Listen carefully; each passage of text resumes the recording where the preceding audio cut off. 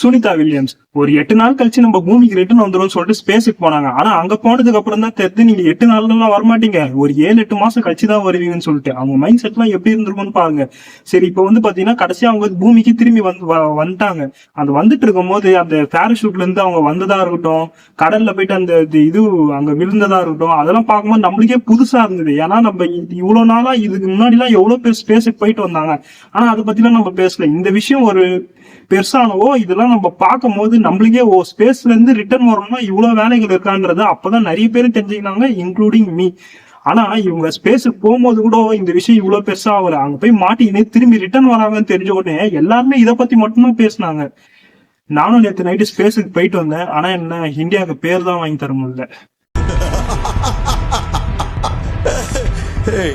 என்ன பார்த்தா கேன மாதிரி தெரியுதா?